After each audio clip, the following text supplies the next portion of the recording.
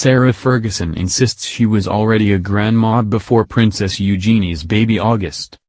Sarah Ferguson was already a grandmother before Princess Eugenie gave birth to her son August, the Duchess was keen to remind everyone. This is because her other daughter, Princess Beatrice, has a stepson called Christopher Wolfe, nicknamed Wolfie. Wolfie joined the family when Beatrice married Edoardo Mapli-Mozzi in July, who co-parents with his ex-fiancée Dara Huang. Wolfie, who is believed to be 5 years old, has split his time between his mother and father since they broke up in 2018. Sarah affectionately known as Fergie has tried to make it clear that, while August is her first biological grandchild, she very much sees Wolfie as family. Indeed, when Eugenie's pregnancy was announced, a spokesperson for the Duchess told the Mail that, while she was overjoyed by the news, she was in fact already a grandmother. A spokesperson for the Duchess said, "Wolfie is already a very much loved member of the family and the Duchess is very keen to stress she sees Wolfie as their grandchild too." Luckily for Edoardo nicknamed Edo last year, government guidelines stated that children under the age of 18 with separated parents were permitted to continue staying at both parents' homes during lockdown. However, it was advised that they should keep travel time to a minimum where possible.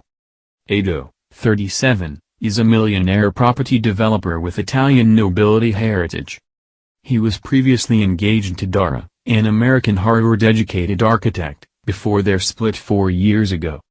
6 months after they broke up, Edo started seeing Beatrice, 32, who he had been friends with for years. Beatrice's younger sister Eugenie gave birth to her first child last year, who she and her husband Jack Brooksbank have named August Philip Hawke. Fergie was said to be delighted, as was Prince Andrew, Prince Philip, the Queen, and Jack's parents. Eugenie and Jack have moved back to Frogmore Cottage, after spending the last few months of Eugenie's pregnancy at the Royal Lodge. However, the new parents were reportedly bubbling with Fergie and Andrew during lockdown, who live just around the corner. Government guidelines at the time meant families with children under 1 can bubble with another household. Fergie gushed on social media about her joy at the birth.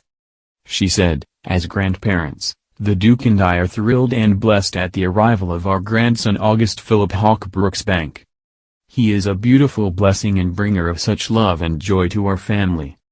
I am so proud of Jack and Eugenie, they are and will be wonderful parents."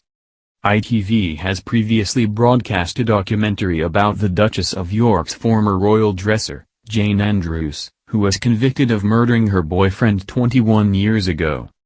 Andrews stabbed tycoon Tom Cressman in the chest and beat him with a cricket bat after he refused to marry her. She then went on the run, contacting friends on her mobile to pretend she knew nothing of his fate.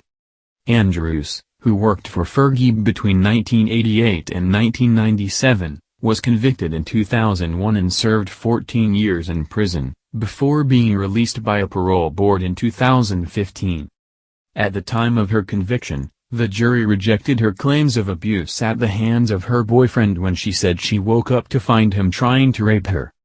The documentary used interviews with Andrews' family and psychiatrists as well as key players in the police investigation and prosecution to ask whether lingering doubts about the case are justified. It looked into whether Andrews would still be convicted today after the UK's first murder conviction was overturned on the grounds of domestic violence in the case of Sally Challen.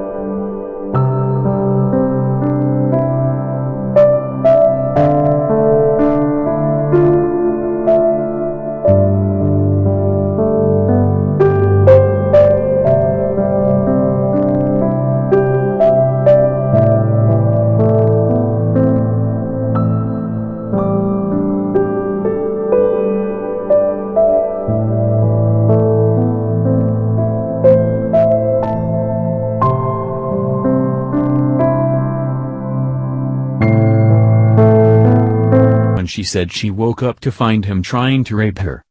The documentary used interviews with Andrew's family and psychiatrists as well as key players in the police investigation and prosecution to ask whether lingering doubts about the case are justified.